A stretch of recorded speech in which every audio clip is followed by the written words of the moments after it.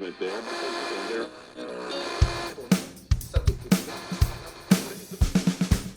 You're listening to Head South Radio with your host, Kat Meyer, a podcast dedicated to prioritizing pleasure and removing the stigma and shame around sex. We're here to be curious and have an open conversation about sexual health and relational wellness.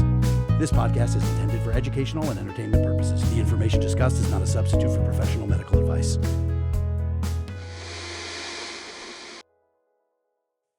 So Nastya, I would love for you to just ground yourself and find your seat. If you could close your eyes or just soften your gaze, so letting your eyelids close or just kind of even halfway close if that feels better. But just creating a watery sensation with your eyes. So allowing the eyes to be watery and soft. In this moment, you don't have to perceive the world around you. You can start to go inward, and we'll utilize our breath here to start to follow our breath inside our body. So no need to effort or force the breath here. We're not doing breath work and manipulating our breath. We're just following the breath, watching it, witnessing it move in our body. And you might start to feel and notice and observe the sensations of the breath, maybe moving your belly. Maybe you can feel your rib cage expand and contract. We're just making time to witness our breath, following the breath as far down as it goes within the body. And then start to settle into your seat a little more. So let gravity do a little work here. So drop into your sit bones, feel your seat release into your chair. And from that rooted experience, lengthen and grow taller through the crown of your head. So finding some lengthening in your neck, space in between your vertebra, finding integrity with your spine. That sensation of rooting down, dropping in with gravity, but also that experience of lengthening and growing tall. Taking a moment to set an intention for our conversation, for yourself and what you'd like to share. And then Nastya, when you're ready, just start to blink your eyes open, taking in your light, taking in the screen, taking in your space. Hi. Wow, thank you. That was very helpful. Definitely combated all the caffeine I had this morning. Great. Yeah, I really I enjoy a grounding with the guests on the podcast. It really helps myself as well counteract the caffeine that I've consumed and kind of just brings me down. Yes. And especially because we're recording digitally, it's really nice way to kind of set the tone, set the vibe. Yeah, to come back into like the corporeal human body. Yes, exactly. So we'll get started with some icebreakers. And the first one is, would you rather sneeze every time you orgasm or orgasm every time you sneeze? Oh my God, that's such a hard one. I'm thinking in light of all like the seasonal allergies, it would be a lot more pleasant to orgasm every time I sneeze because I've been sneezing a lot. And yeah. It would be nice for it to just feel good. That's amazing. Your seasonality wise, yes. How do you like to be comforted when you are sad? Oh my gosh, that is a really good question.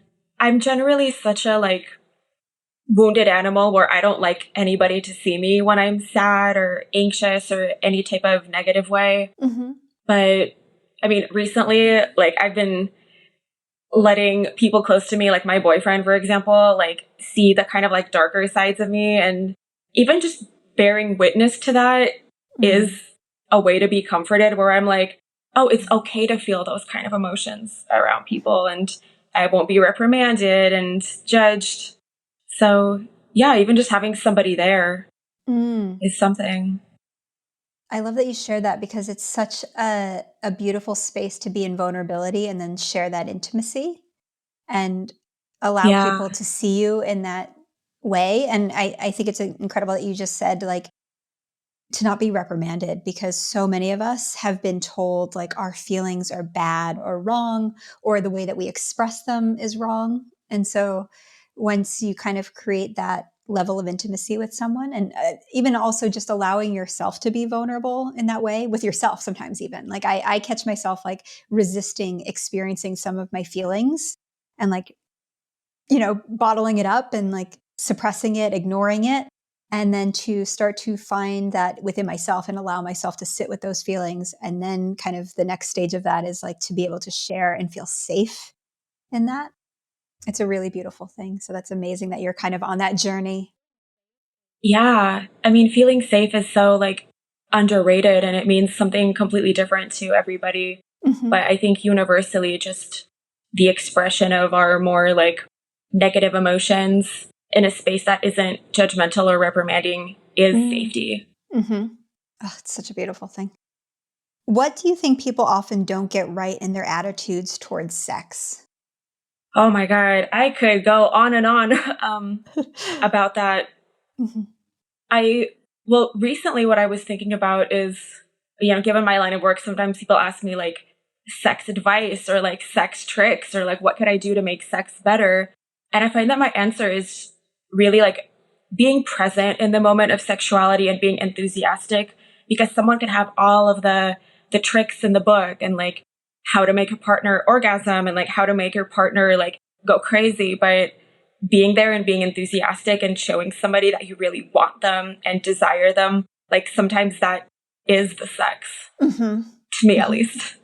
No, truly. And I think what society has done, like with like magazines and tips and tricks, and it's like, yes, you can do the mechanical versions of how to like squirt or orgasm or make her do this or make them do that or give them the best blowjob ever, like all of that kind of high level clickbaity tips and tricks. But it's like Yeah. learning how to relate, learning how to see somebody, learning how to be in your own body and in your own experience, but witness someone else enhances the experience of sex. I think like there's tips and tricks to, make I sex completely better. agree. Yeah. But it's like, but how do we enhance the experience of sex? And to enhance it requires humility, humanity, like this ability, vulnerability. I think this learning how to communicate that as well, like learning it for ourselves as individuals and then learning how to share it and feeling again safe to do that. Yeah. Oh my God. I couldn't have said that better. I absolutely agree. Like there's so many mechanics of emotionality in sex that aren't just like the physical part of like how you touch someone or how your body responds. There's such a massive like mental iceberg underneath that physical tip of the facade where so many feelings are involved with sex for, for most people. That's like a complicated thing. But learning how to navigate those feelings, like for me at least, has been the more like sex education part. Yeah. And it's funny because we don't get taught relational and emotional understanding, emotional intelligence in sex ed. And it's something I've been saying since I started this podcast last February. So it's been a little over a year. And it's one of the things that I advocate for is I that love like that. we were never taught relational wellness. We're never taught how to relate to ourselves or how to understand others. And so, yes, we're taught like this goes there and don't put it there if you don't want to do this. Like it's kind of, it's the mechanics of don't get an STI, don't do this, don't get pregnant. But there isn't this, how do you experience pleasure and how do you experience pain and how do you communicate those two things to another human without feeling insecure, without feeling like something's wrong or weird, or how do you, understand what your desires are and then share that with other humans? And then how do you also receive that information? Like we're not Definitely. taught how to give and receive that way. No. Yeah. Yeah. Yeah, we have like, the teacher points to the whiteboard, like penis, vagina. I'm like, how about a semester of love education to mitigate the effects of our like societal paradigms?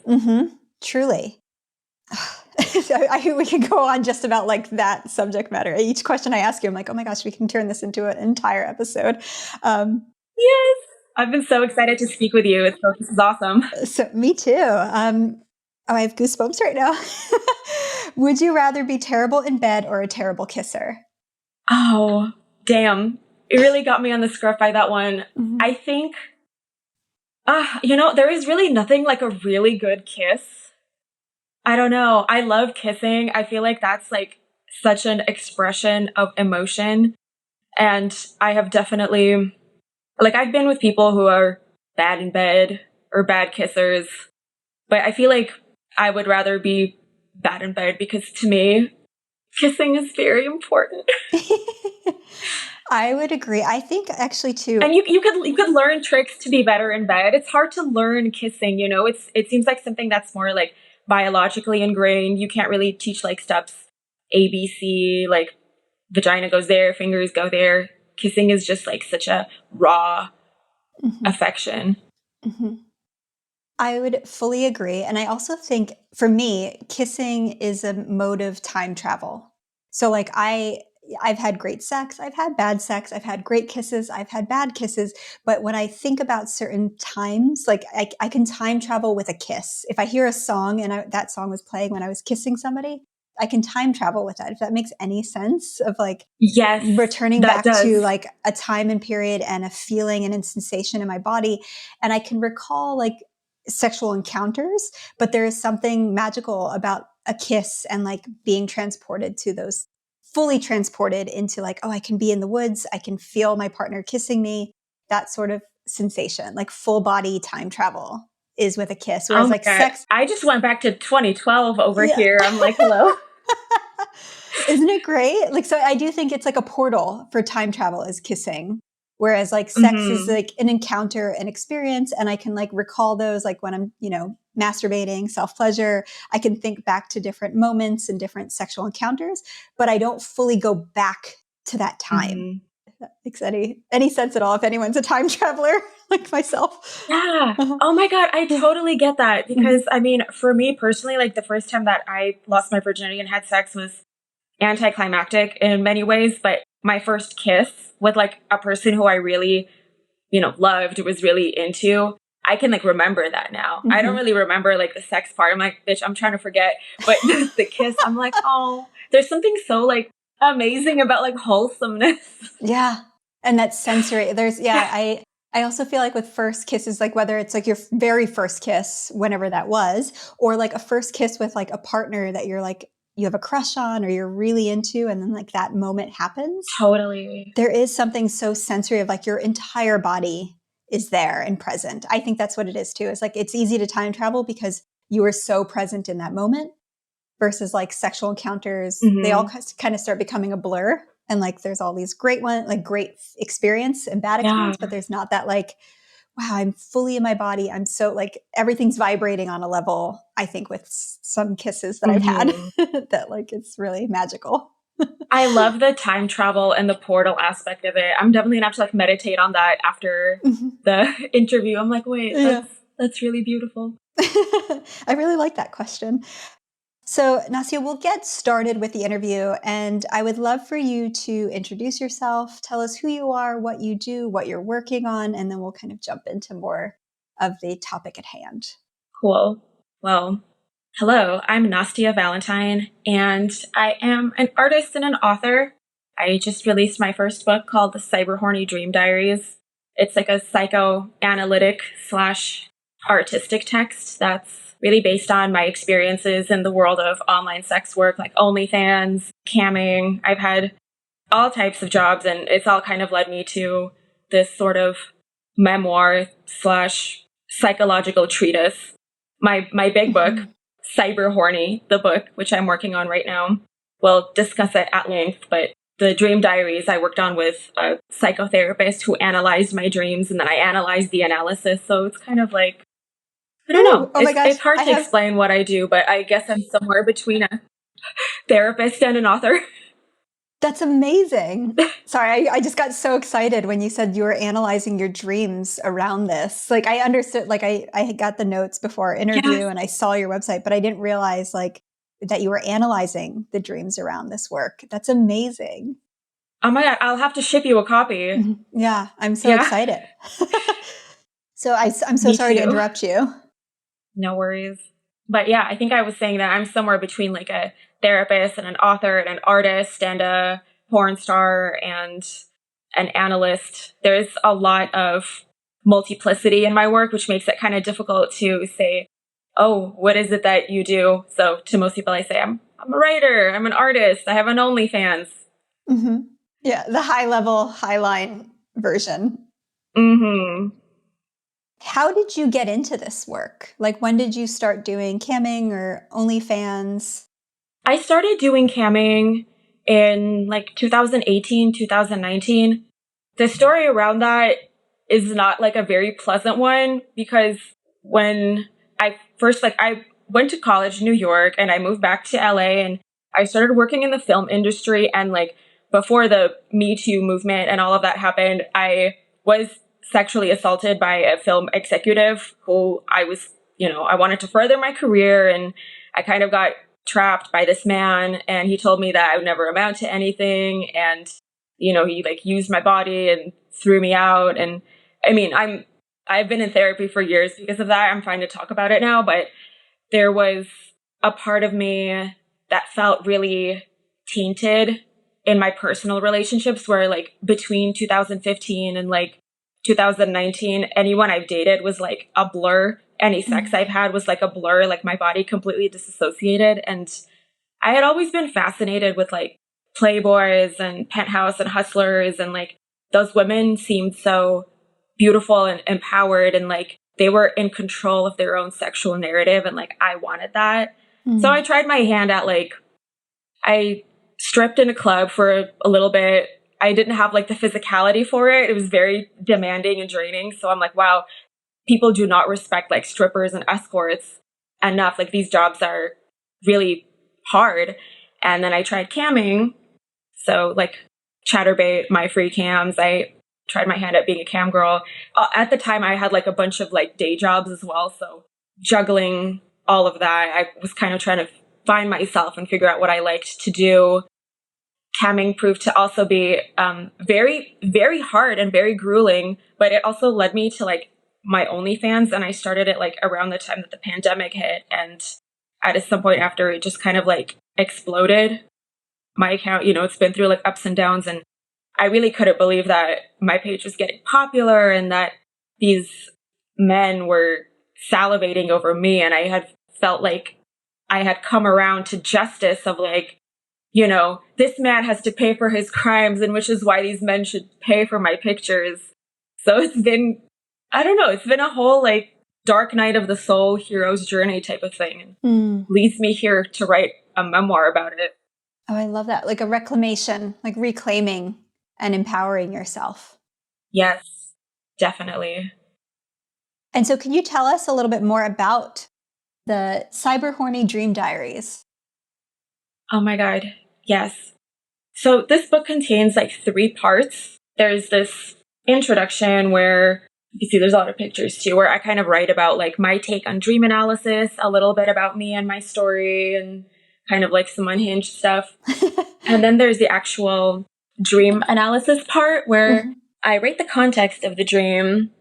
My psychoanalyst analyzes the dream, and then I have my own little analysis of it as well as a quote. And I also use the Midjourney AI to plug in like my dream visuals and see if it would come up with something even closely reminiscent to what I dreamed. Yeah. But the pictures are really cool, but it just made me think of how sometimes unvisual dreams are, where you can't really pinpoint them in any sensation. It's like an out of body, like seventh sense experience. And then just like a lot of afterward pictures and scramblings, and it really is a diary. Yeah. It's like a diary with annotated psychoanalytic notes. When did you start working with a psychoanalyst?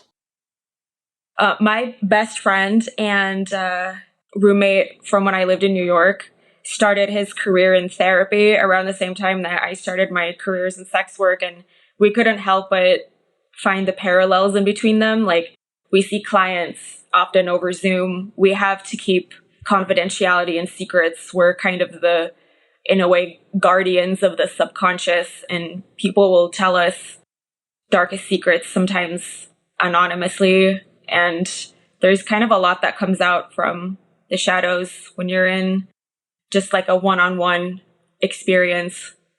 So we started kind of brewing up this idea. I actually started working on this book as a side quest to my full book. And somehow it just like came out within like 6 months last year. I'm still working on the freaking full book, and this just kind of came out. Yeah, that's incredible. Congratulations. Like Thank you. Let's take a quick break. Back in 2012, I made the bold decision to ditch traditional shampoo, and I've never looked back. How did I do it, you ask? With Hair Story New Wash. This product is not just a shampoo or conditioner, it's a unique all-in-one solution that gently cleanses your hair while maintaining its natural balance. No more harsh chemicals stripping away your hair's vitality. Hair Story New Wash uses a carefully crafted blend of essential oils, aloe vera, and fatty acids that cleanse and nourish your hair without any of the harmful stuff you find in traditional products. Here's a little secret. I used to work at Hair Story from 2013 to 2017, and even after that, I couldn't find anything that compares. This is a product I truly believe in, and that's why I'm excited to share it with you today. As a listener of our podcast, by using the link we provided in the episode notes, you'll get an exclusive 15% off your first purchase of Hair Story New Wash.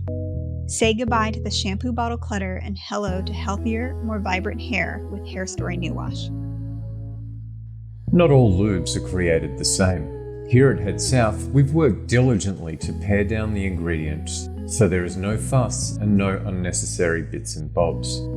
Head South Intimacy Serums make it simple and easy for you to reduce friction and enhance pleasure.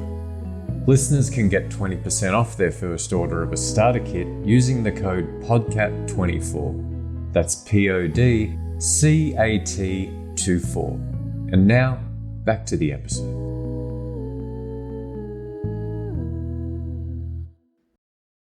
Nastya, so I'm really excited that you brought this topic up because it's something that I'm very passionate about and I recognize, and it's the validity of sex work and the power of sex work in helping so many people. So like clients and what that's helping in the same way that like a yoga teacher is helping people with their physical bodies. I believe deeply that sex work is a form of healing art. I completely agree. And I also find that a lot of sex workers, like who I know, have some type of healing modality. Like they do like massage or yoga teaching. Like I'm certified in Reiki. I have friends who do like tarot readings. So there's always this emphasis on healing something from the subconscious or like taking on like others' pain. It goes so much more beyond like just trading sex for money, like in ways that people don't even consider. That's also partially why I'm writing the book, because sex workers deserve like a voice beyond, I read so many books that are like, this is the history of sex work from 1899, blah, blah, blah. Or like something that's like a pure memoir. Like I was a, sex worker in New York. And I think those are amazing. I absolutely love reading those books. I have my whole library full of them. But I also couldn't help but notice that there wasn't anything that almost like psychologically and philosophically tackles sex work from like an academic point of view. Like I see all these men in academia, like Marx, Baudrillard, Deleuze, Guattari, and there really aren't any like women in academia. Like, Simone de Beauvoir's books were banned by the Vatican. There's so much erasure. And I hope that the book could at least be like one blip of like, no, don't erase us. We're here because we need to be. And then I wanted to ask about the challenges of doing sex work, being on OnlyFans that you've faced, and what other, where there are opportunities that you've had to use this platform to use your voice to speak out and kind of advocate for the validity as well as the psychology. Yeah. There are a lot of challenges, especially being, I guess, like public about what I do. There's a lot of hate and inflammatory speech towards sex workers and any like type of forum. I've lurked forums and there's questions like, oh, like would a man ever date like a stripper? Would a man ever date an OnlyFans model? And like the responses are overwhelmingly negative of like, no, that is so immoral. I can't have my girlfriend being this and that. And it's like from really small things like that to really serious things like doxing and stalking and having private information or like nudes leaked, where there's really tangible like dangers in this field, but also psychological ones that people wouldn't normally think. Burnout is something that's really huge and something that I always like need to talk about because it's so much more difficult than people think, especially if somebody is running their account by themselves, like to be the photographer, editor, marketer, customer service specialist. Like there's a lot of roles that you have to play, and they really get, if you don't take breaks, it'll haunt you. Trust me.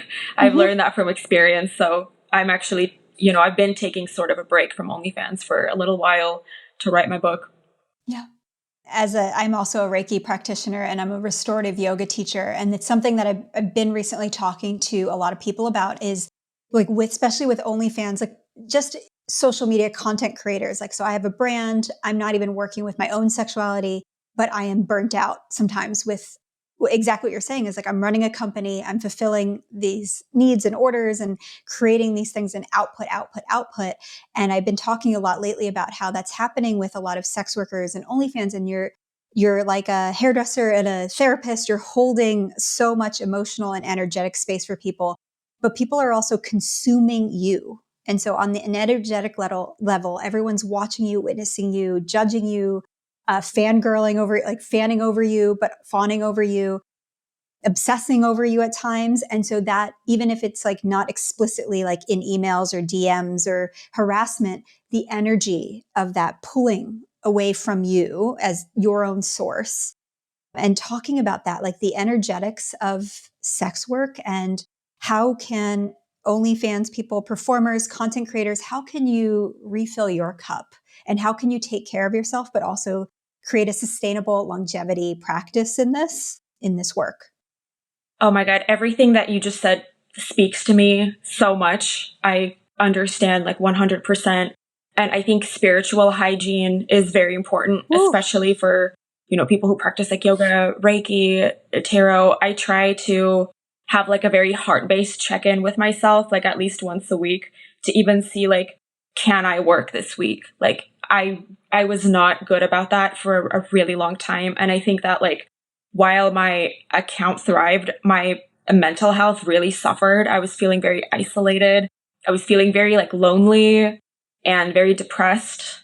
And it's so strange. It's kind of like that cliche of, oh, like you have all these people like lusting after you or like obsessing over you. And then there's still that like emptiness within. I was just writing in a chapter in my book. I'm like, why like kind of at my, if desire was a currency and if I was getting rich, why did I choose to go on a dating app in 2023? Because there still was something that was like missing in my life. And it's like all of these fans are incredible. And I have been, very lucky to receive like gifts, money, this and that. But as cliche as it sounds, it's like it doesn't add up to like the void of an absent father or like the void of romantic failures. So what I try to do to like mitigate that sort of like burnout and overextension is to kind of spend time first like with myself alone, like on a heart-based level, like I said, and just see like, what can I do this week? What will be my form of self-care? Like, is doing a shoot and like performing what's going to be healing me this week? Or is it going to be like stepping away from the digital realm, like taking a bath, taking a walk, reading a book? So there's so many different coping mechanisms and cycles with which to nourish. I think for me, at least, it's a matter of like which one works this week. It's like a puzzle. Yeah, because the things that you're doing, the output is fueling you, but it's draining. And so I love that you offered like some self-care because just like all of us, sex workers are also human and experiencing things. And even if you think about a celebrity and it's like, there's this belief as the audience, as the consumers, that they owe us, or like, look at you've become famous, you've become celebrity, you've become successful, you have money. But at the same time, like we're still human, and the energetic currency is sometimes so overwhelming that you can see where people start to collapse in on themselves or have to then kind of retreat or go into recovery or remove themselves completely from whatever it is that is their passion, what is their purpose, because they can't hold it. Like, it's not sustainable. And the same goes for sex workers, but it's on another level of, from content creator on Instagram or people who are influencers, celebrities. It's with sex work too. You have this whole other dynamic of dealing with and working through your own personal traumas and holding space for other people's traumas and other people's desires and expectations on a whole nother energetic level, I believe. And so I am so appreciative of the work that you and other people on OnlyFans, sex workers, are doing. And without the support, without like having to do it kind of on your own and figure out what works for you, without having like societal support often. And so what, if you don't mind me asking, like, how do you navigate, like, in your own personal life, like with your partners, as well as like friends and family and the work that you do? Do you feel supported? Have you kind of had to work through and like navigate your relational, personal life within the work that you do?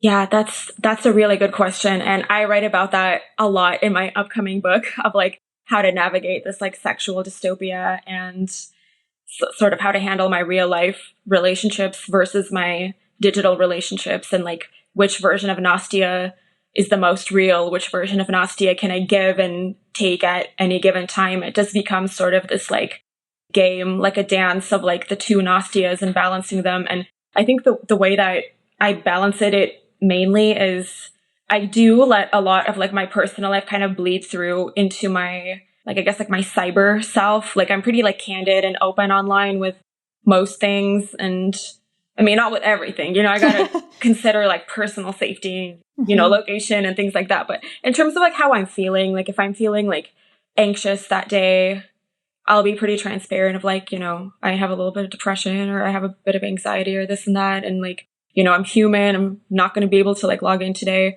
But even in terms of like, you know, my friends, my family, my boyfriend, I really don't have much family besides like my mom, and she did find me online. So it's kind of like a don't ask, don't tell. It was a little bit awkward for sure, but it wasn't the end of the world. I know people with like worse situations. Like I'm, you know, I live by myself and I don't really have to like answer to anybody, which is both a blessing and a curse. My friends are all like super respectful and treat me the exact same. There's no change in perception of like, oh my God, Nastya, what are you doing? Or like, and with my partner too, there's a really amazing element of like not being fetishized over it, of like, oh my God, my girlfriend's is like, you know, sex worker. But there's nothing like derogatory, like, oh, why can't you get a normal job? Because I've definitely had partners in the past. I actually, true life, I dated a fan. I know I break a cardinal rule in the field, but a couple of years ago, I did date a fan. And at like sort of the end of our relationship, he was like, why can't you have a normal job? And I was like, dude, do you remember how we met? Yeah. So, you know, after that, I'm like, I'm never dating anybody in the field again. So it's really important for me that like, you know, my person just treats me like a person and not a sex doll and not a goddess on a pedestal. I'm just me. Yeah. I love that. Yeah. I think that's the hard thing of navigating that and finding relationship. And it's something I'm very curious about, of how people, you know, in relationship with sex workers, like, how do you, you know, manage your relationship? Because relationships are hard in general. And then, yeah, it is a different Relationships are occupation. hard. Yeah. It's a different occupation, but it's not something that I feel like should be projected, like people's insecurities are projected on their partner. And like, it's kind of bizarre when you're like, wait, where's your memory, bro? Like, how did we find each other? It was through this work. You can't then expect me to shift and change for you. That's not what this is about, actually. Unfortunately, I feel like that is somewhat of a common trope, because, you know, I was doing some research around that as well, and just like looking into like dancers or models who have dated their customers and clients. And at a certain point, like a large number of them kind of have a turnaround and say, well, like, because I've seen it, like, I don't want, like, there's a level of trust that's missing, and trust is incredibly important. Like, you know, relationships are already hard enough as it is without all of those added like emotional barriers. And I don't know, I strongly believe in keeping like personal and professional life separate, although I don't hide anything. I'm like, if something happens, I'm always like upfront about it and being like, yeah, this is what I do.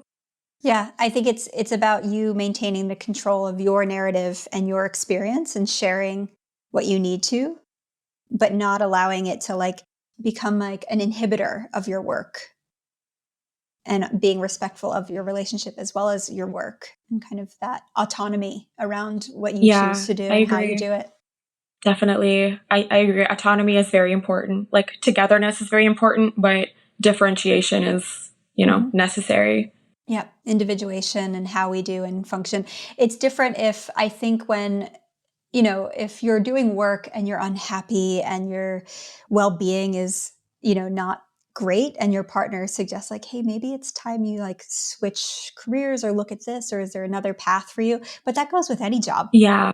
It's kind of what is the intention behind. Exactly. And I think that is the main point, that this is like any job. And oh my God, I remember even working at like beauty salons with, clients all day long and working on film sets, like being someone's bitch all day long is that really more humiliating than being a sex worker? Like under, our structure of capitalism, we all are in some way whores, I think.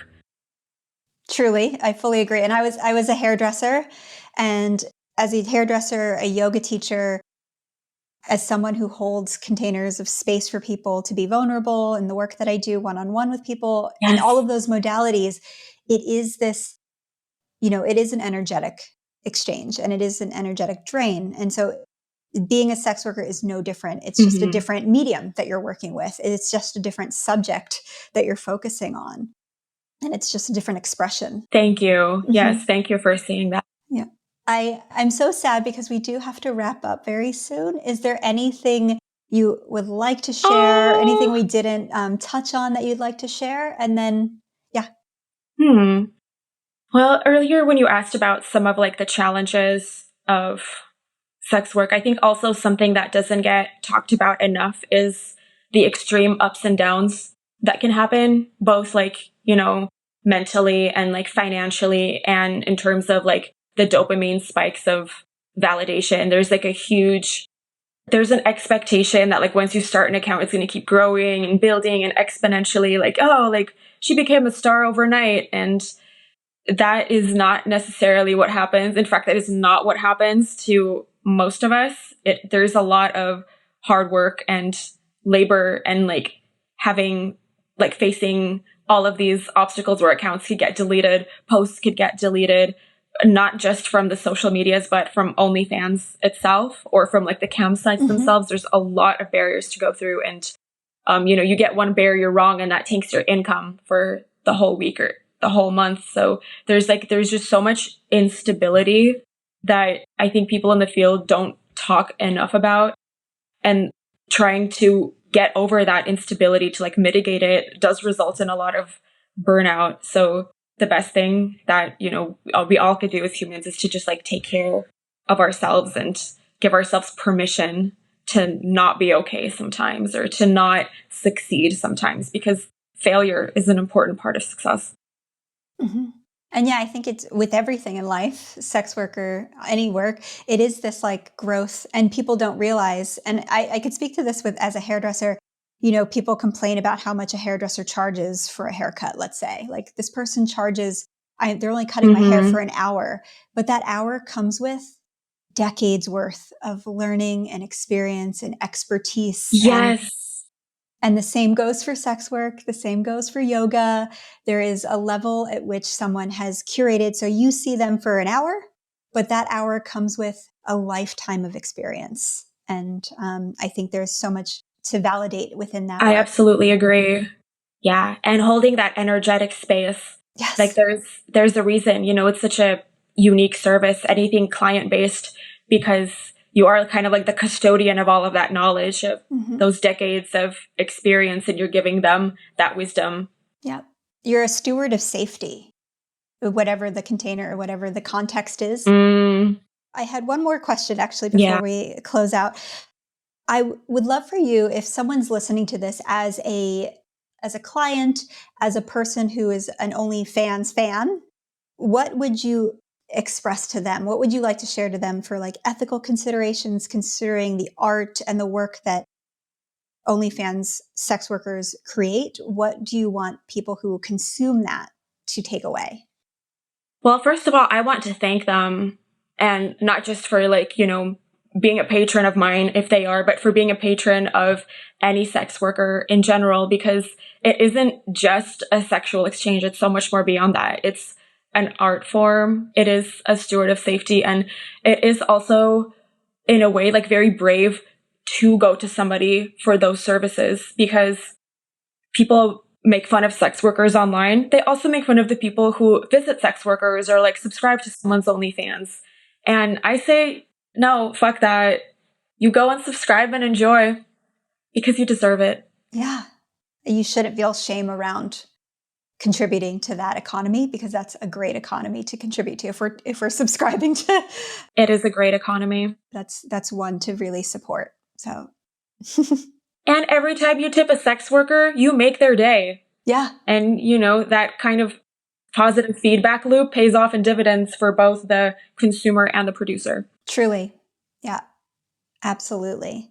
Nastya, thank you so much. How can people find you? Where do they find you? How do they get your book? How do they stay in touch with you?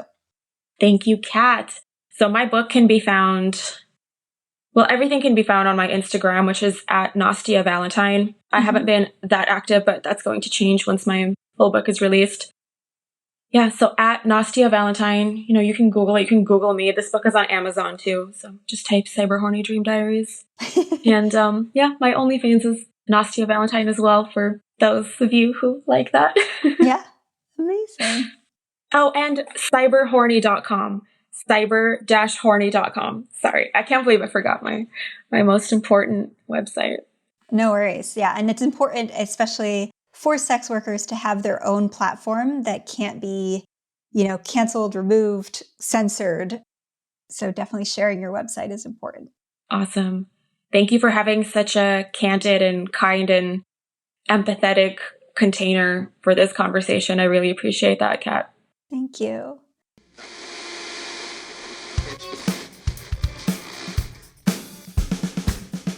Special thanks to all of our guests. Head South is hosted by Kat Meyer, produced by Isis Barlow, edited by Megan Hook, with music by Lily Rezi Rothman, graphics by Ella Chodos Irvine, cover art by Gina Ship Casey, and intro by Murph Meyer. If you're looking for me,